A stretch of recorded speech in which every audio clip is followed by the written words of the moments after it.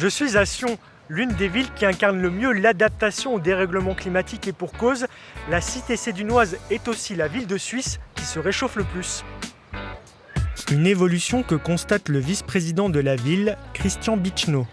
C'est important de lutter contre les îlots de chaleur, autant la journée que la nuit, parce qu'il va faire très très chaud. On a eu des records de chaleur à Sion, on a eu fait proche de 40 degrés. Nous avons un nombre de nuits tropicales, c'est-à-dire de nuits où la température ne descend pas en dessous de 20 degrés, qui est nettement plus élevé que ce qu'on connaissait il y a encore 10 ou 15 ans. En 1475, les Sédunois se battaient contre les Savoyards. Aujourd'hui, le nouvel ennemi, c'est un ennemi invisible, le réchauffement climatique ? Effectivement, on peut dire qu'au fil des siècles, l'ennemi a changé de nom. Il n'en reste pas moins redoutable.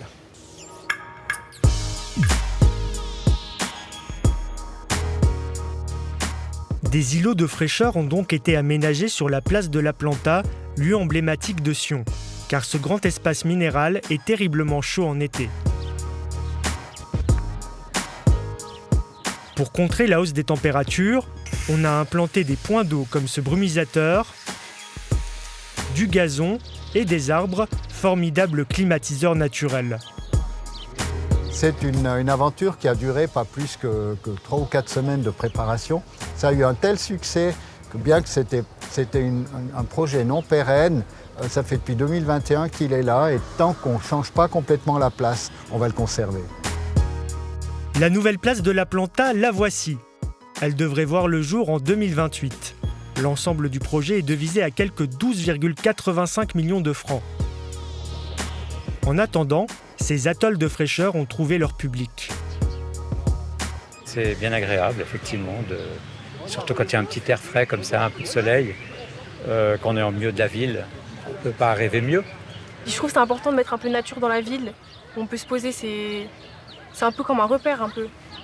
C'est chouette qu'il y ait des places vertes comme ça manque, on en aimerait plus, surtout pour les enfants.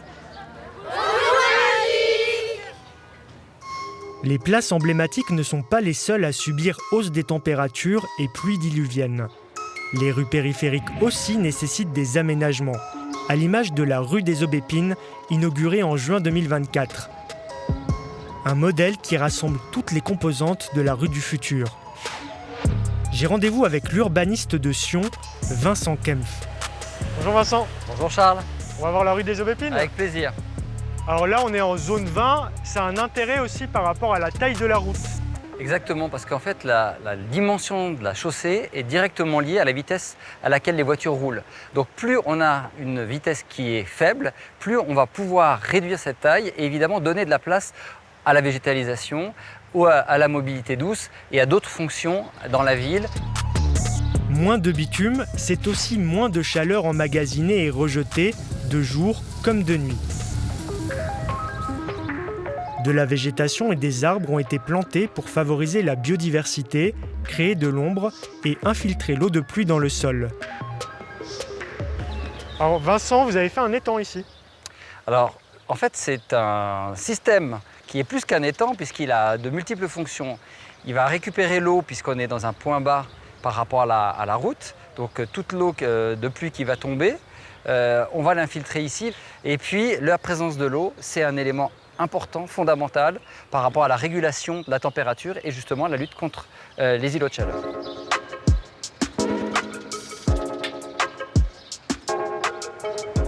Vincent, on a vu tous ces aménagements, j'imagine qu'ils ont un coût. Combien ça coûte ? Alors en fait, c'est très difficile à dire parce que cette réalisation, elle a été rendue possible par le passage du réseau du chauffage à distance.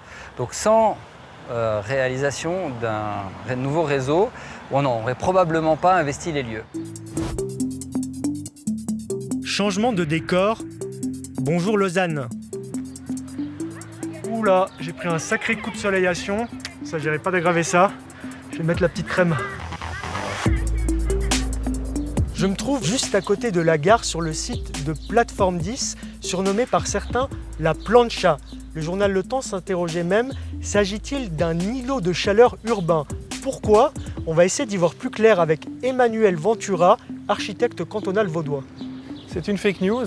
Moi, je parlerai ici d'îlot de fraîcheur. Nous avons rempli en tout point la définition de l'îlot de fraîcheur. L'îlot de chaleur, c'est des sols foncés qui reflètent la chaleur. C'est des espaces qui sont fermés au vent. Ici, nous sommes ouverts au vent. Et c'est des bâtiments qui sont en verre, de couleur foncée, qui reflètent la chaleur des bâtiments dans la rue. Aujourd'hui, ici, c'est tout l'inverse. Nous avons un sol clair, nous avons un couloir avant et des bâtiments clairs. Vous prenez le sol, ici même sur lequel nous sommes, c'est un enrobé grenaillé. Sur la place de la Gare, juste là à côté, c'est un enrobé, on va dire, traditionnel. À 26 degrés de température ambiante sur le sol, il fera cet après-midi 56 degrés de température sur la place de la Gare. Il en fera 42 ici. Mais alors, d'où vient ce surnom La Plancha ? Il faut revenir en juin 2022 au week-end d'inauguration de Plateforme 10. C'est une place toute noire de bitume qui accueille alors les visiteurs qui, par 32 degrés, grillent comme des merguez. Un retard dans les aménagements qui aura fait couler beaucoup d'encre et de sueur. Mais aujourd'hui, la plancha a laissé place à un brumisateur rail. Ouais, Manuel Ventura, j'imagine qu'un dispositif pareil, ça doit consommer une flopée d'eau. Oui, c'est ce qu'on peut dire.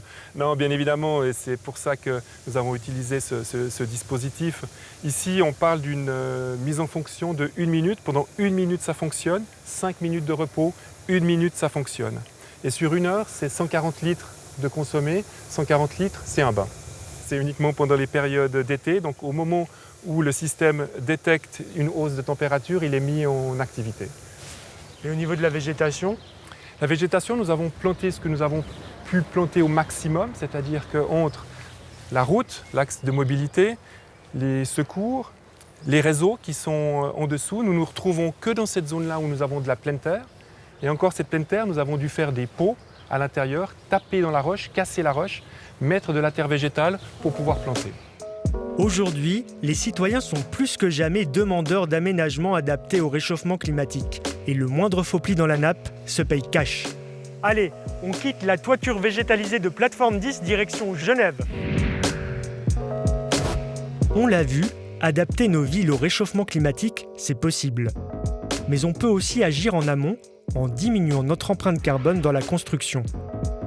Le béton, c'est 8% des émissions mondiales de CO2. Et ce bâtiment représente peut-être une partie de la solution. Il a été construit en pierre et en bois. Ce bâtiment est le finaliste d'un prix qui s'appelle Material Award, qui est un prix mondial des questions d'architecture durable. C'est le seul projet suisse qui est finaliste. Par rapport à un équivalent en structure béton, on est à peu près à 40% en moins d'émissions de carbone. La pierre a déjà été produite par la nature il y a des centaines de milliers d'années. La seule chose qu'il faut faire, c'est l'extraire, la déplacer, la poser. Il n'y a pas d'adjuvant chimique, on n'est pas obligé de le chauffer. Donc il y a tout un tas de phases qui sont nécessaires pour la production du ciment qui n'existent pas. Donc par définition, c'est un matériau qui est beaucoup moins énergivore et qui produit beaucoup moins de carbone.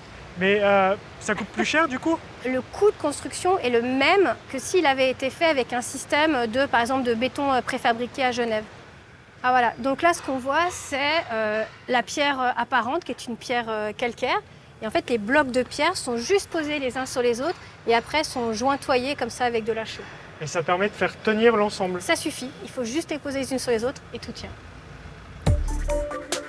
Bonne nouvelle, les murs tiennent. Et qu'en est-il des toits, surface particulièrement exposée au soleil ? Toujours à Genève, direction la Haute École du Paysage. Ici, à l'EPIA, on expérimente des solutions pour les toitures végétalisées. C'est une surface de 1250 m² qui est située en toiture, qui a une vocation d'expérimentation et de démonstration des toitures végétalisées. Les toits, c'est 20% des espaces en ville. C'est 20% d'espaces qui ont peu été utilisés jusqu'à maintenant. Nous sommes face à une toiture biosolaire ou toiture solaire végétalisée, donc qui comporte 3 composantes, des panneaux solaires, de la végétation et un substrat. En période de canicule, lorsqu'il fait à peu près 35 degrés, on a sur la durée journalière un abaissement de la température de 7-8 degrés par rapport à une situation de pleine lumière au sol. En période hivernale, les températures sont à peu près homogènes au sol et sous les panneaux, il y a peu de différence. Si l'adaptation de nos infrastructures est indispensable, pour Marlène Leroux, il faut aussi revoir nos propres usages. Par exemple, il faut imaginer qu'en plein été, on ne peut pas faire les mêmes activités qu'on fait tout au long de l'année. Donc savoir se replier dans les endroits frais quand il fait trop chaud. Et ça, c'est d'un point de vue individuel, mais d'un point de vue collectif, il faudrait trouver des moyens d'adapter les horaires des espaces publics, d'adapter les horaires des piscines, des parcs, et que, en fait, finalement, collectivement, on se reconnecte un petit peu avec le climat et avec le temps qu'il fait. Se reconnecter à la nature, dans nos villes et dans nos rythmes.